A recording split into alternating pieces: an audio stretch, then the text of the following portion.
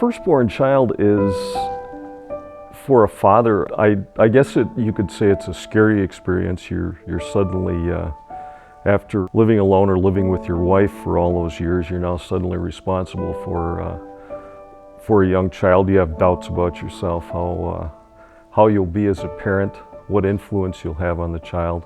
You also have a feeling of great emotional pride and just the miracle of birth and of life of a young child. If I had to describe Erin, I would say she was an excellent role model as a first child. The one thing you do with the first child is always your most protected. That's the one that doesn't get a cookie till she's 6 years old. And always a little bit, probably as parents, overcautious with the first child. Colette, our other daughter, was just 2 years behind Erin, and they got along very well, mostly because they had to, because we moved a lot in the military, and they became very best friends.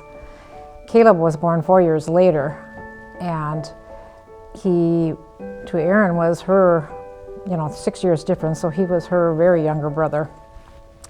And she really became kind of a little mom to him. Well, she had her undergraduate in Madison in kinesiology, and she always, I think from the time she graduated high school, she had in mind that she would like to be a physical therapist. And so she took classes accordingly at Madison, and then she applied for 3 different physical therapy schools and actually was accepted into all 3. And she chose La Crosse. She did not want to go back to Madison just because she wanted something different. And she chose La Crosse, and she was never sorry. She loved it here.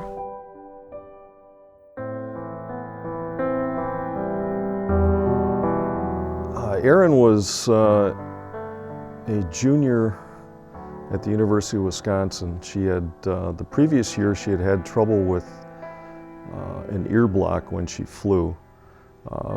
Basically symptoms of an ear infection or a cold. That went on off and on for a year. On her Christmas vacation, after a year of dealing with this, she was starting to get a numbness in the side of her face. And we went back to the ENT. They did an MRI, and they found that she had a tumor that it was growing in her sinuses on the left side of her face. She was biopsied, and she returned to school, and she also informed the doctor to call me and tell me with the results of the biopsy, and it was done on a particular day, and I remember the day very vividly. I had about 10 minutes to collect myself, and the phone rang, and I knew it was my daughter. So I was the one that had to inform her of the biopsy results. We both cried on the phone. I said, would you like us to come down to be with you? And she said to me, well, I have a paper due, and I'm going to go to the library, and I won't be back for about 4 hours, so just tell Mom that when she wants to call me that she won't be able to reach me for 4 hours. And she hung up, and that was it.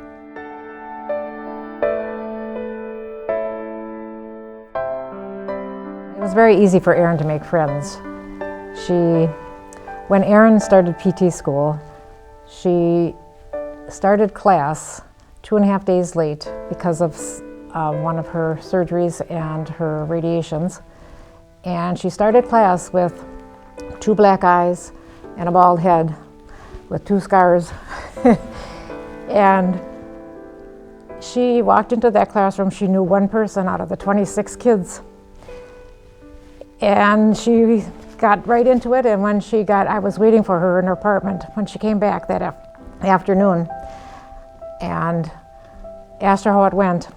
And she said, Mom, I had to tell everybody kind of what was going on with me.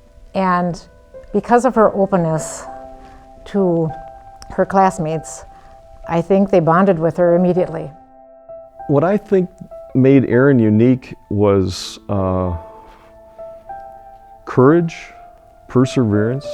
She had numerous obstacles throughout the treatment of her disease. She continued to seek support of her family, of her friends.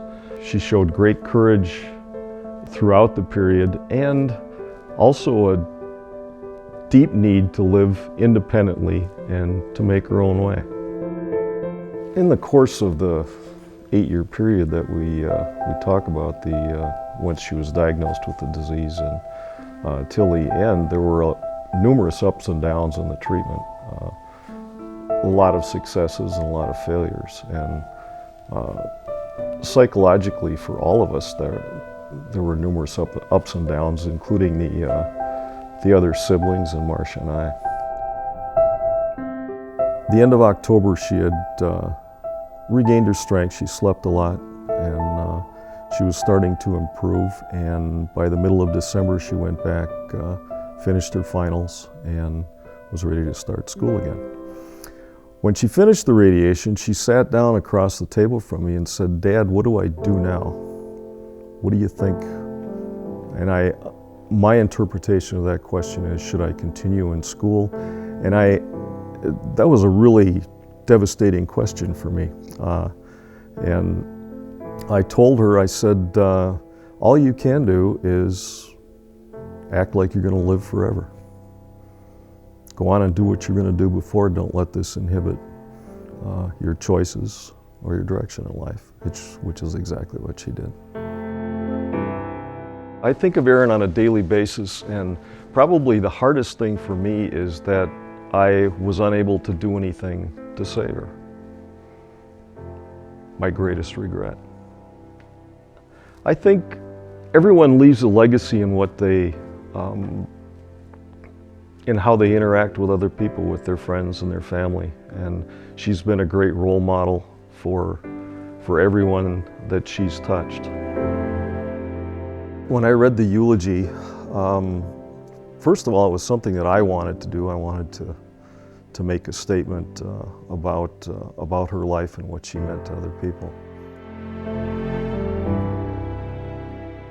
I've come to believe that perhaps she has been sent as a teacher or messenger. These people are not famous celebrities, heads of state, influential religious leaders, but common, ordinary, everyday people. They mingle among us and generally touch the hearts of everyone they encounter. They teach that life is fragile and precious. They gently awaken those suppressed emotions, traits, and characteristics that should mold and shape our lives. Love, compassion, courage, determination, tolerance, and patience. I am deeply saddened by the loss of our daughter, Erin, yet my heart is warmed by the message. The outpouring of love, compassion, and support from all of you, her friends and family, has been extraordinary. I think the greatest thing that Erin taught me, and I've come to find that she's been one of my greatest teachers, is compassion in helping others. And I think the scholarship was one of those things she would have loved, she would have been proud of, and it's something that myself and my family are proud of, to provide assistance to other people.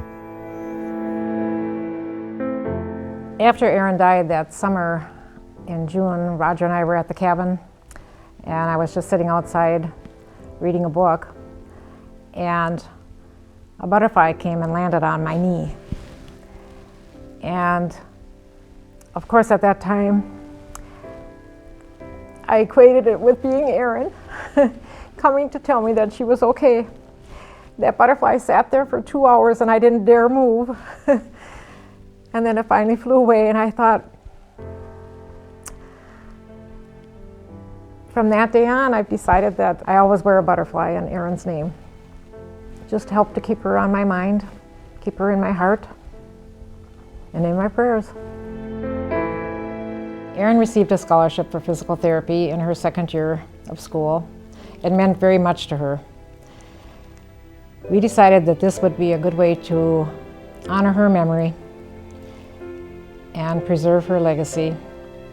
We know how important school was to Erin, and this just is our way of giving back, and we know that she'd be very happy that this was being done in her name.